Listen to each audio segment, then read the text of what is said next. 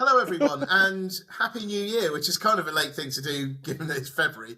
But anyway, basically, welcome to the podcast. For those who know who we are, hello again. For those who don't know who we are, this is Ralph. Ralph is the resident genius on this podcast, and he has a long history in the city as an analyst, equity research analyst of high standing and of globally high regard. There we go. So anyway, he's and he's German. Anyway, and then the other thing is me. I'm Peter Watson. I write Watson's Daily. If you don't know Watson's Daily is, it's the best newsletter in the world for breaking down key business and financial markets news into bite-sized portions that you can actually understand. And if you can understand it, you could use it for either study or for improving your career, etc. So that's kind of it in a nutshell. So just as a reminder for people. Anyway, so today we are going to be talking about three things. I was going to do two things, but three things. There's three fingers. So number one is what's behind the collapse of the gold price that we've been seeing recently. Secondly, we are going to be talking about the effects of AI on young people and on education. And the third thing we're going to be talking about is SpaceX buying xAI to essentially put together a company that is worth, a privately held company that is worth potentially $1.5 trillion. It's the most valuable privately held company that there's ever been. So anyway, with all that, Ralph, please, give us your gems, essentially.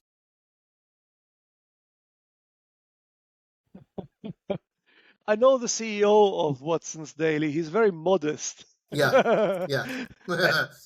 Anyway, so quick one. The first one is just a quick opener, and we might actually wish to talk about this in a bit more detail, a bit more length in upcoming episodes of this podcast. But I just noticed, as everybody else did, of course, that the gold price and the silver price collapsed, and also the price of Bitcoin. And I was wondering what was behind it, and I just wanted to share that with you as a sort of maybe more like a bullet point rather than an active reasoning, because we are talking mainly about two things, but this one is the opener. So I'm guessing you don't buyers. Speak now. No. More sellers than buyers. Oh my God! I knew baby. it. No, this is why I wanted you to. This is why I wanted you to not speak. But anyway, right, good, excellent. But it collapsed actually, so it would be more sellers than buyers, I think. So that's what I said. But that's what you said. Good, thank you. So that's right. Moving back to some sense in this dialogue. So the gold price collapsed. Why did the gold price rise as much as it did? We all know the reason for that. Geopolitical uncertainty, or the perception of it, meant that more people wished to actually find an asset of safe haven status where they could put their money and be reasonably certain that it would actually hold value when the world collapsed. I'm deliberately exaggerating this. The world is not going to collapse, but that is always what is happening when people are putting money into assets perceived as safe haven assets, gold, silver to a lesser extent, but also very much so. And recently, with some volatility, but still noticeably also Bitcoin.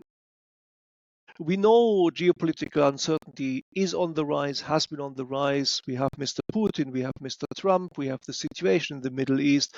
It looks as if the world is very unstable indeed, and that is what was driving partially the increase in the valuations of gold. What was also driving it was not just the perception of international conflicts and wars, but also the perception of rising instability inside the biggest economy on the planet, which is the United States. Notably, and we have talked about this in the past on this show, the ongoing criticism of the Trump administration of the conduct of the Federal Reserve Bank and the I'm going to call it an attack on the independence of the Federal Reserve Bank. Whether this is actually going to happen or not is perhaps a different subject, but we are concerned with perceptions here. And so there is the added perception that the key safeguard of financial integrity in the United States is under threat of losing its independence. And that has also very much added to perceived global risk and again commensurately furthered or accelerated the demand for safe haven assets. One of them was gold. Now, interestingly, the Trump administration now certainly named their appointee for the next position as governor, what is the man called? Not governor, chairman. There, thank you, chairman of the board of the governors of the Federal Reserve Bank, and this is a gentleman called Kevin Warsh. And the reason that this is significant is that Kevin Warsh is known as a hawk, or he has been known as a hawk. A hawk is a metaphor describing those officials watching interest rates who are in favor of increasing interest rates. A dove is a metaphor which describes the opposite, people who want to lower interest rates. Now, we all know the story is that the Trump administration wishes to reduce interest rates, and this is the entire point of the attack on the Federal Reserve Bank, which we've been witnessing by the Trump administration and, of course, by Mr. Trump himself personally playing out over the last few months. It was therefore generally expected that Trump would appoint a sycophant. Trump would appoint a yes person, somebody who would very clearly be an instrument, a tool in executing his desired policy, which is to reduce interest rates. But the Trump administration appointed Kevin Warsh, and with that appointed somebody who has at least form for being a supporter of increase of interest rates. So the point of this being that the markets were pulling back from the brink, so to speak. They were thinking, well, if this is the case, maybe we are going to have a more reasoned interest rate policy.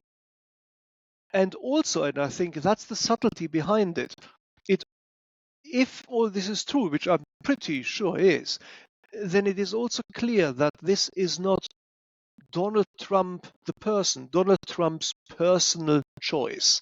It is the choice of those who I believe are beginning to exert more and more influence over Donald Trump, shaping his ideas and emotions into actionable policy. And as that will be perceived by the markets, I think the markets are perceiving perhaps a more reasoned, less chaotic or ideologically driven approach to interest rate policy coming, and that has reduced the perception of risk, and that has reduced or that has pricked the bubble of the safe haven asset gold. I think that's what's behind this. Yeah. I mean, it's interesting, isn't it? I mean, I've sort of said that this is just. I mean, there's a lot of profit taking as well, I think, within this, because if you've seen these assets hit, never before seen levels, you have to sell because you got to make the money. It's a bit like sitting around a dinner party and everyone boasting about how much the valuation of their house has gone up, because that ain't worth jack something. Until you actually sell it, because you can say on paper, yeah, great, but but until you actually do it. So I think that I would not be surprised if it starts going. I mean, I'm not, I can't make recommendations and stuff because I'm not regulated and things. But I would imagine that it's not going to. Oh, that's it, and that the thing's going to collapse, and that's it. I would imagine that it will come back because we've still got wars around the world. We've still got uncertainty in the White House, and and so I think that it's just going to, we're going to continue to see it overall sort of trending up, but who knows. Oh, I think that is very likely. Actually, I'm not really making a comment about gold here. I'm making a comment about what I see behind it, and it is Right, yeah. possible that what we're seeing here indicates dynamics behind the scenes which we're not actually privy to, and these dynamics may well be that increasingly Trump's advisors around him are exerting more and more influence over Donald Trump. I have thought this for a while now, and I think this is one instance where one might, I may be reading too much into this, but if you follow the chain of sort of cause and event, gold, geopolitical risk, inflated, now the bubble has pricked because of a hawkish appointee. That hawkish appointee wasn't Trump's idea, so it must have been somebody else's idea. Who is possibly behind it? Well, it can only be Stephen Miran and his other advisors. So I'm thinking maybe we are witnessing something where the decision-making center in the Trump administration shifts from Trump himself towards his advisors. But we will have to see what's happening. That was my take on it. Mind you, though, maybe if he needs any more advisors, he could take on Morgan McSweeney, who's just been, who's just he's out of a job now. So maybe he can quickly hop over to America and get some sort of role. And I'm half joking, but I wouldn't be surprised if he does. Or he can watch this show and read Watson's Daily. Yeah, there we go. There we go. Excellent. There we go. Yeah, I like it. Right, sorry, it's just, I don't always see myself on camera. I've got so many chins at the moment, haven't I? It's quite bad. I mean, it's quite... I wouldn't have mentioned it. You're getting old and saggy. Moving on. Saggy. Yeah. Right. Okay. Saggy. Excellent. Saggy. Yeah. It's a good word. Yeah. Okay. So the next thing then, we want to talk about the effect of AI on young people and education. Yeah. So there's loads of stuff about the effect of AI on young people, particularly with regards to employment. And the main narrative goes something along the lines of AI is doing a lot of things that is used to traditionally be done by juniors in companies, but now it's been taken away because of cost reasons and because the capability of AI continues to improve. And that's going to leave younger people at a loss. I mean, we're already seeing, I think it was... what was it like? There was, something that I wrote in this week, which was the rate of youth unemployment in London of 16 to 24-year-olds is almost 20%. It's like 18.6%. The average in London, which by the way, the unemployment in London, which by the way is the highest in the UK, is something like 7.2% or something like that. So it's a real shocker. It seems to be affecting a lot of people right now. Now, there's a part of me that does think, I'm not sure which part of me, but a part of me that does think that some of this is kind of BS in the sense that it's an easy thing for employers to blame cuts on, which they don't. They can say, look, I would love to keep you, but unfortunately, because of AI, we can't. I suspect there's a certain amount of that. But anyway, it seems to be having an effect on employment as it is. But then there are wider implications. So yeah, what do you think, Ralph? Well, I'm thinking about the other angle here, which is, I mean, first of all, this is apparently the case. If you are now a graduate, there is something new which is facing you, which is high graduate unemployment, as high as it's never been before, apparently. And the reason is exactly what you say. I mean, companies now have access to AI. Companies who have always been interested in, and rightly so, to reduce their expense ratios and expenses. And it is now apparently the case that AI can be used to perform the tasks which normally young graduates or Mm, freshly baked graduates would do. Um, and well, this is a problem, of course, for the companies, because if you don't take on fresh new generations, then who is going to be populating the top of the pyramid mm, 10 years on? mm, And the other thing is, of course, if you don't take on people who learn uh, the ropes, then clearly you don't have any pool of expertise in middle management. So mm, this is the issue for the corporate sector. But then the issue for the graduates is starting earlier, because mm, AI is now making inroads clearly into the curricula at universities themselves mm, and the way in which the degrees are being done, tested, performed, etc. And this is the other side of this coin. And actually, this is not a good metaphor, because normally the other side of the coin is positive. In this mm, particular mm. case, it isn't. This is, Yeah. this is also negative, I believe, because I see at least a risk that the prevalence of AI, or the accessibility of LLMs to students, is going to diminish the cognitive ability of the very people who we need to generate the technology, the services, the inventions, the societies of the future.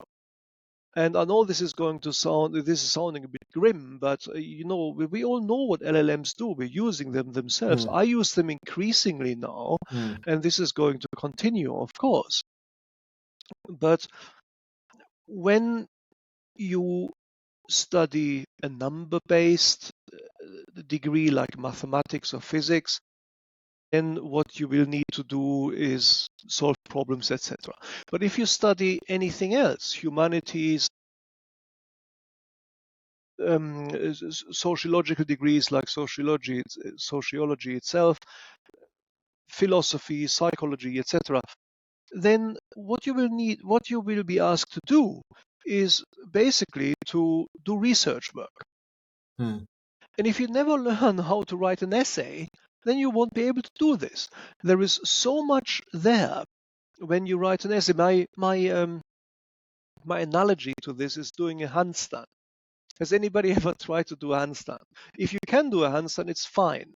And it may look okay, but it doesn't look like that much, does it? I mean, somebody stands on their hands, so fine. How hard can this be?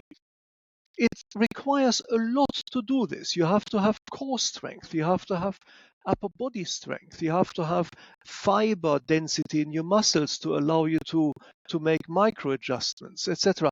None of that is visible. And that's my analogy. Essay writing is the same thing. We think, yeah, well, how hard can that be? I mean, it's just basically writing a text. mm, But you have to find the books to read the books, understand them, structure the essay, structure your thoughts, then write the essay in English or some other language which is well phrased, or which is appropriately phrased to address the audience in the right way. There is so much there. mm, And if you outsource all of this cocktail of skills to an LLM, and if you keep doing this, then you will never be able to, well, first of all, do it yourself, of course, but mm. also to develop the transfer skills which are inspired by all of this cognitive ability or cognitive learning. And I think this is what you once said. And then let's say the electricity cuts out or whatever, and you don't have access to AI anymore. Well, what are you going to do then? The one thing which is important in life, in business, in any sort of circumstance, I think, is something the psychologists call fluid intelligence. And what they mean by that is that you have the ability to respond to an environment which you haven't seen before. Respond, solve a problem that you haven't seen before. Yeah. And if in order to do these things, first you have to go away and ask ChatGPT, and for some reason that's not available, well, then I think you are going to have a problem, and by extension, the corporate world will have a problem. And then we all live in an idiocracy. I think that was the movie which was once made. Yeah. So this is deliberately embellished, but I see that risk. I mean, I think certainly one of the other risks I was reading about is that if people do not have that basic knowledge that they get from, doing junior roles, that we are going to reach a state at some point in the future where, let's say AI doesn't work for something goes wrong in it. Because people don't understand what goes behind it and why it's wrong, they're not going to be able to solve the problem. So that I forgot there's a something deficit, or I forgot what it was. But anyway, basically, I thought that was quite interesting. But let's be positive for a moment. So I just got to say, so this is like, so yeah. So there's a little anecdote for you. So I went, so last week, I had a parents' evening for my eldest. I can say this on here because I know he's not going to listen to this. For my eldest, he's doing his GCSEs this year. His Spanish is rubbish, right? He would admit that. Anyway, I said to him, why don't you practice Spanish with AI? Maybe, you'll get some conversation, that will help you with your conversation. And I thought, you know what, I'm going to try it out myself. I mean, I speak Japanese, and I thought I'd try it out with Japanese. Just to see what it was like. It was really quite amazing, actually. I had a 5-minute conversation with ChatGPT about the Takechi. I mean, this is how exciting I am. About the election in Japan that's being held today. And I was talking about, Sanae Takaichi, and talking about the election. And I had a very good conversation with ChatGPT about that. I was amazed. And I thought, this is going to transform language learning, because you are going to be able to this is not a specialist. I mean, I know there are specialist conversation AI things out there. This is just bog standard ChatGPT. And it was good enough, because as we all know from learning languages, that you have to talk, you have to speak to learn a language. You can't just learn it from a book. You have to talk, and you have to make mistakes. And so basically, if you say to ChatGPT, look, pretend you are ChatGPT, you are a, Japanese language teacher. I want to have a conversation with you about this, and I want you at the end of it to give me feedback and make some suggestions as to how I can make it better.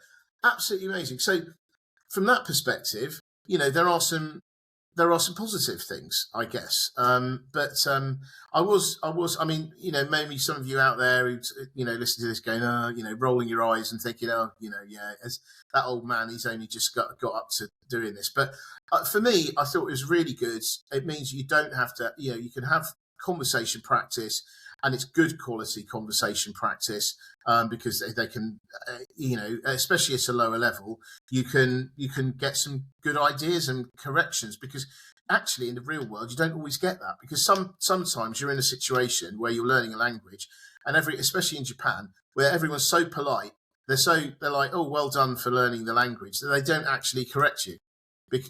So whereas ChatGPT doesn't have that kind of thing, and it will Well, correct you. no, I mean, of course, I mean that's a good anecdote. There are of course opportunities, and as everybody knows, I'm a fan of AI. I'm not a critic of AI. I'm not a doom monger or something, Mm, mm, and I embrace all of this. But that doesn't mean that I don't see potential risks. But where there are risks, there are of course also opportunities. I think mm, what I'm trying to articulate is that I do wonder whether the education structure of degrees, etc., which we have become used to, is going to survive unchanged into the future. And the degrees are still, I think, important. That's not quite what I mean, but I mean the way in which degrees are being examined and what the curriculum is going to be.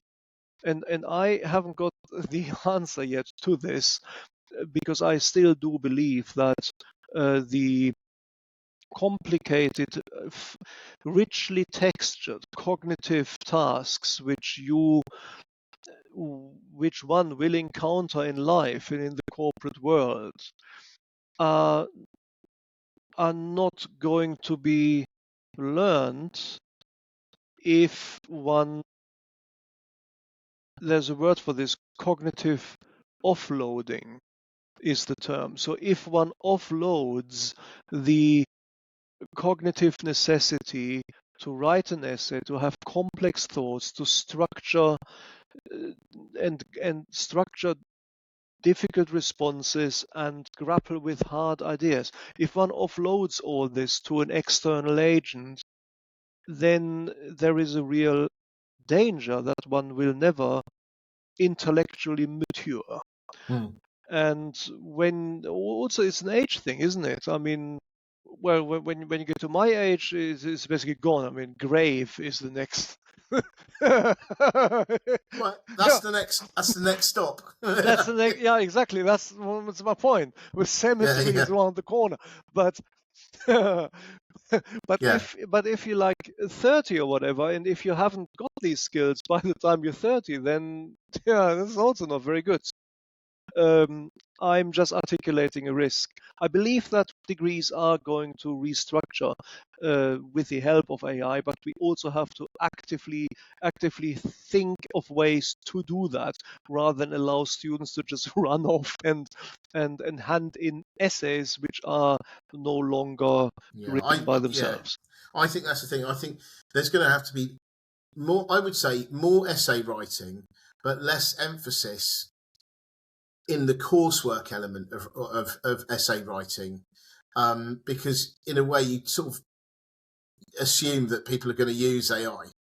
But then actually in the assessment itself, I think that you would have to do it, and in controlled conditions where there's literally, you cannot use AI or online, etc. So the incentive would be, rather than I need to submit this essay to get the grades, like all the way along, is to sort of go, well, it's okay if you want to use AI, fine. But the problem is that when it comes to the exam, you are not going to be able to use it, and if Yeah, you're not going to use it, you're going to get a terrible grade. that's right. So the incentive is to actually keep writing, get those skills, and then it's better. And I also think, perhaps, I know they do it with PhDs and things. Not through personal experience, obviously, but like a Viva, where the assessment will become more of and there'll be more of an interview element based. Oh yeah, but these have always been very important parts of it Mm, of a PhD and a master's degree. You call it different things in different countries, but it's in Germany it was called disputatio, which yeah, means that here's your MA thesis or your PhD thesis. Those two things were very similar, and then you have to defend your argument. I was sitting in front of like five geezers, yeah, and they were basically shouting questions at me.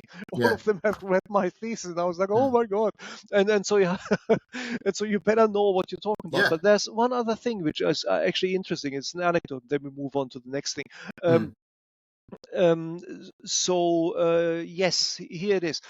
I was skiing, guys, and you know this, but not all days were bluebird days, and so there were 2 days which were really grim, and I didn't really quite know what to do with myself. And I had just had a chat with a friend about the scientific method. Sorry, I'm a nerd. What can you do? And the person who's basically the luminary in philosophy of science is a guy called Karl Popper. And I was elucidating to my friend that I think that that natural sciences are mostly inductive, and he was thinking, oh no, Popper says they're deductive, and I didn't quite believe him. So fine, that's the preamble. So anyway, as I was sitting back in my room, outside was heavy snowing, it was proper grim, and so I thought, okay, fine, look, let's see. So I had a discussion with Gemini, which is, I think, the Google AI, and I asked it, please assume the persona of Karl Popper. And then I had a discussion with Karl Popper, with the AI manifestation of Karl Popper, and I just threw all of my statements at him. I basically said, but science is inductive. How would you argue against it? And then the Karl Popper AI would argue against it, and I would not let go. And I would have, yeah, but look at this example. How is this inductive? And how is this? And then they would come back with certain arguments, and I would refute the arguments. And I had a real fight with the Karl Popper AI. An intellectual sparring match. It was glorious. It really worked well. Of course, I don't know what I don't know, so I have no idea whether there was some hallucination in there. But importantly, this was not a fact-finding interaction with the AI. This was a discussion with an AI that I had asked to play act to be the premier philosopher of science in the world. And through my interaction, I deepened my knowledge of the scientific method, and it was a revealing, informative, high-level discussion. And of course, you can use that at school as well. You can make that the assignment. You can say, okay, here is, you talk about Karl Popper or the philosophy of science or whatever you want, and that is the schoolwork. And now you know some stuff about it. And the assignment now is, okay, chat with ChatGPT in its persona as Karl Popper, and I want you to illuminate one particular problem. And what I will then do is print all this stuff out or send it to me, send me the link, and I will go through the argument. And I want to see proper argumentation. I want you to challenge the AI. I want you to challenge, argue, and probe. And if you can do this constructively, then you will pass. And if you can do this not so well, then we will sack you. Oh, no, sorry. No, I'm clearly that's not very. Clearly, I'm not a teacher. Then we will teach you a little bit more about it. Can I just ask though, right at the end of that, Ralph, did you put nice argument, but yeah, whatever, you're still wrong. Lots of love, Ralph. No, that's what. And then it follows up with, thank you for your opinions, Ralph. Would you like me to turn this discussion into an infographic, or maybe perhaps a PowerPoint slide deck? That's great. No, that's actually what Karl Popper said to me. Nice argument, mate, but what ifs? You're wrong. I'm a famous philosopher, and you are nothing. Yeah. Bye. Nice. Yeah. Bye. Yeah. Anyway, so that's the thought. Right. So let's go on to the last thing. I've got to go home to cook for my family.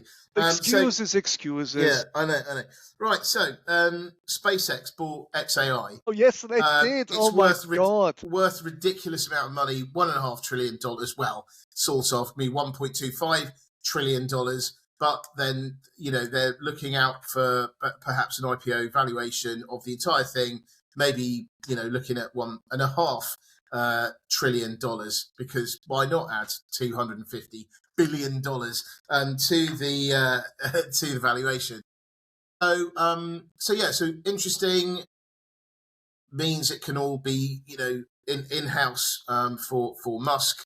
It means that maybe the horrendous cash burn that XAI is responsible for can be sort of parked or obfuscated by the bigger business. But yeah, what are your thoughts on that, Ralph? Yeah, I think there are so many angles here. But first of all, I think it demonstrates again that we're living at a time when if you add the abbreviation AI to something, then your valuation goes from 10 times to 150 times for no reason. And those who are old enough to remember, we lived through that sort of thing before. It was called the dot-com boom. Every company had to have an internet strategy, and if you had an internet address at the time, which was a racy thing to have, then you were cutting edge, and your valuation went up because you clearly would attract tech valuation rather than a boring whatever supermarket valuation. Can I just ask you a question? I Yes, had an sir. idea, right? So, you know how normally people spell the word Ian, the name Ian, Yes. with IAN. Yes. But also, do you think that the valuation of Ians around the world will go up if they spell it IAIN? So you've got AI in the middle of the name. I understood. So do you think that could work? I mean, you could I don't know. You could go to the bank. You could say, "Look, I've changed my name. I've got AI in the middle, so I think you should lend me more money." But I don't know about that. But what I would advise you to do, as coming from me as your trusted and long-standing advisor, Yes. when we are recording these shows, if you sit a little bit more to the left, then your head would just obscure the D in daily. And now here we go. That's perfect. Yes. Now we have the AI, and if Put I in the now AI obscure in the daily. LY, then Yeah. all of a sudden you are going to be a billionaire, my friend. Well, thank you very much. Right. So you heard it here. You heard it here first. Anyway, yeah. Sorry. Carry on. back to the stuff. Yeah. Where was I? Oh yes, .com was the magic word at the time. Now it is AI. So my point here is it's no different from the point which we have elucidated on this show before, when we were taking the Tesla valuation apart, when we were taking the OpenAI valuation apart. Here it is again. We have two private companies. One is Tesla. One is XAI, which is the home of Grok, which is Musk's LLM. And of course, XI folded X. God, this guy loves X, which is X Twitter. Yeah, I know. The X is ubiquitous. You can't ban it from language anymore. So anyway, so you have Twitter folded into XAI, and now XAI is basically the LLM capability, which is Grok, and you have what used to be called Twitter in it, and Twitter is of course also a huge cash burn. And the bankers got together and said this is going to be worth $250 billion. I'll get back to that in just a second. And the other bit is SpaceX. And the banker said, this is going to be worth $1 trillion. I mean, as this always happens, the bankers looked at the numbers, etc., and they came up with a range, and the board of directors of SpaceX decided we're going to go for the midpoint of the range. That is where this $1 trillion comes from. But as ever on this show, I put this in perspective. I want to know how this relates to earnings, actual earnings, which the company generates. And yes, SpaceX is a private company, so you don't actually get that much financial disclosure for it. But we do know that in 25, the EBITDA, the earnings before interest, tax, depreciation, and amortization. Don't worry, it doesn't matter what that is exactly. It is an earnings-related number. It is a profit-related number. We know what that was. And when you now take the $1 trillion and divide it by that number, you get a price to profit, let's say, ratio of 125 times. And again, that means that investors are happy now to pay what they think is going to be earnings they receive for the next century and a quarter, and pay that now to take ownership of one share of SpaceX. And as we said before, we've heard these kind of valuations before. Last time when we took the Tesla share price apart, which is also like 130 times or so. So no prizes for guessing. No car company trades at 130 times.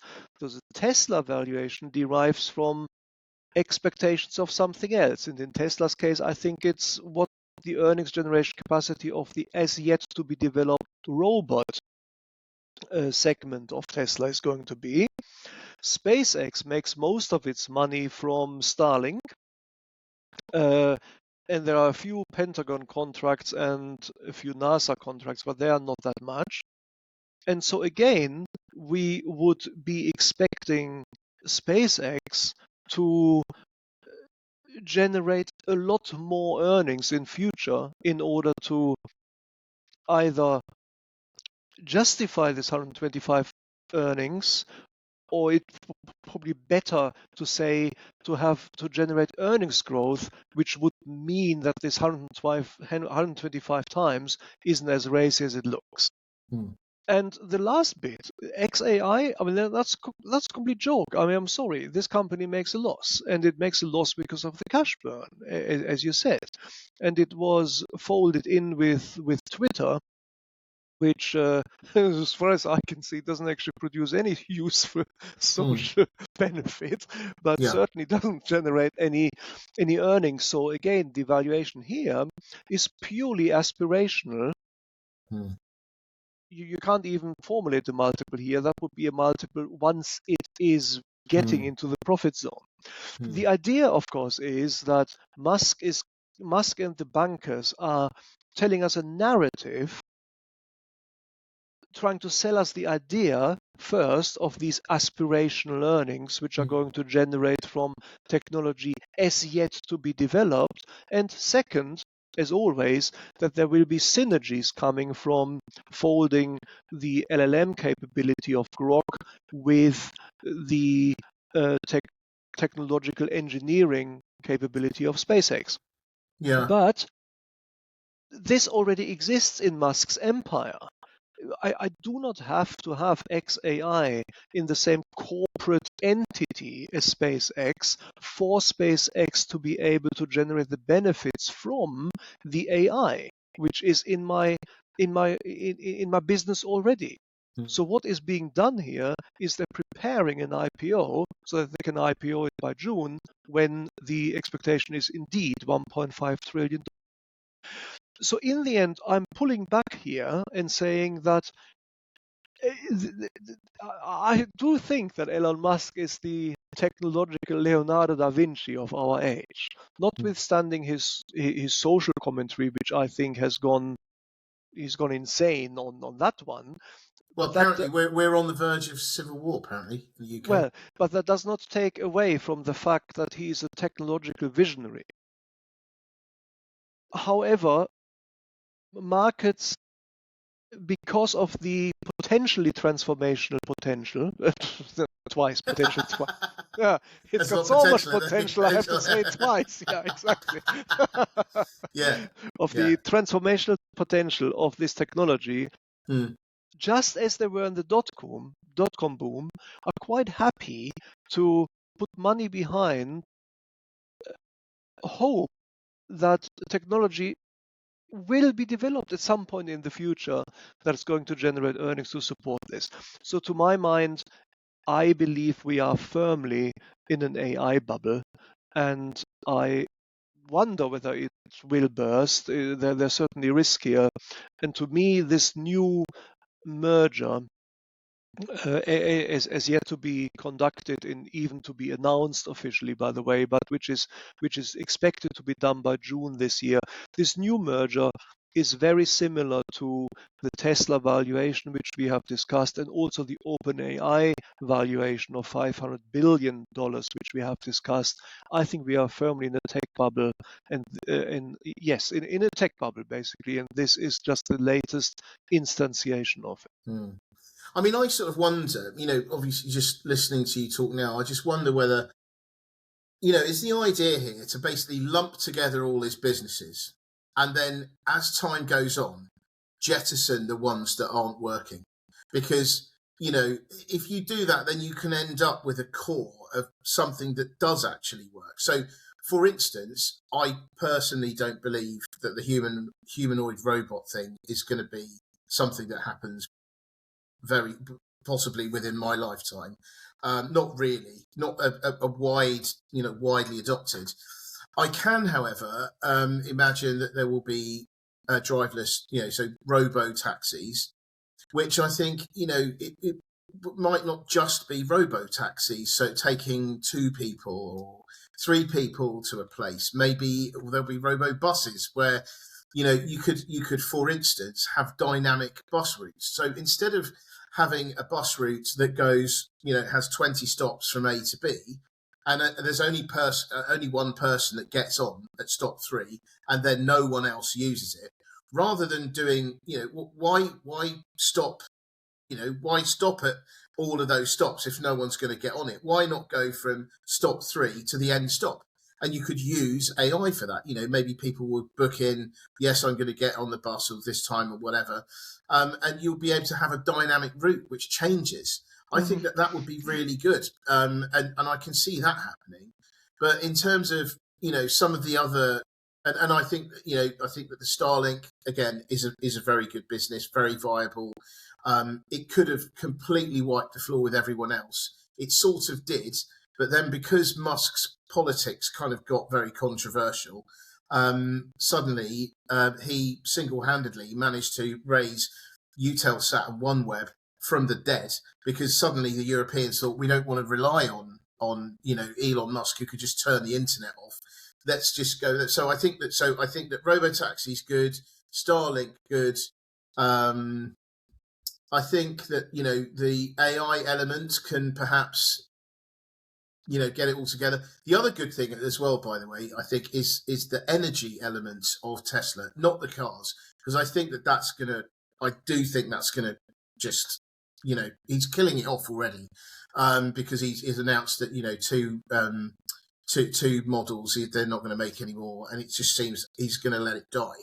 But I do think that there's an energy element, and it's not just the batteries. It's apparently Tesla is responsible for it does like energy trading, and that to me that's like a good idea as well. But so all of these things are very interesting. Like I say, I think that the car, I mean, there's so many things I'd like to say, but we've not got time. But things like I think that ultimately, maybe car ownership, we won't own cars the way we do now.